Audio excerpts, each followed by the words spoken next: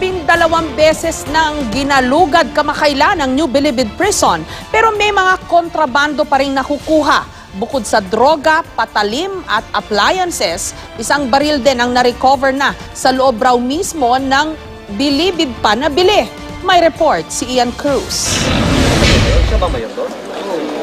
Isang dosenang Oplan galugad na ang isinagawa ng New Bilibid Prison mula nang maupo si Bucor Director Rainer Cruz.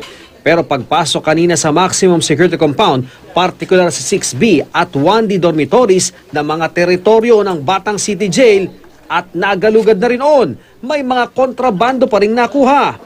Dati-rati ay 2 palapag lamang daw itong dormitoryong ito, pero ngayon nga makikita natin meron na silang mezzanine at dito sa mezzanine may mga masisikip silang dinadaanan dito at kagaya nga nito.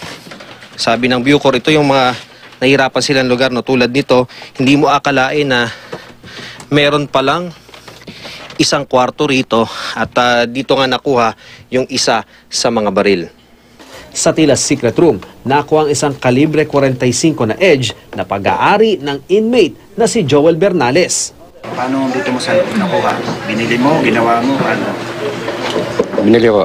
Mabibigyan sila ng sanction doon, no? And at the same time, kanina, yung doon sa may occupants kung saan nakuha yung barel, no? Tatanggalin natin sila dito sa maximum, corresponding criminal and administrative charges. Ang kubol ng mayores ng Batang City Jail na si Jesus Abangon alias Boy Buaya, giniba. Maganda ang kubol at nakunan din ng iba't ibang kagamitan. Mayroon pang PlayStation at portable facial machine.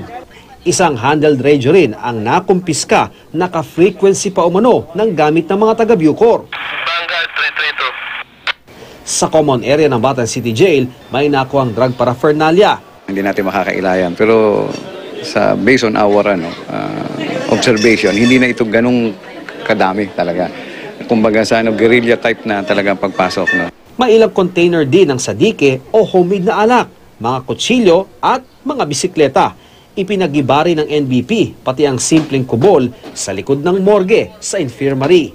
Lalo natin paiigtingin, no? Katunayan, under the instruction tayo ng ating Director General na at least once a week nagagalugad tayo. Ian Cruz, GMA News.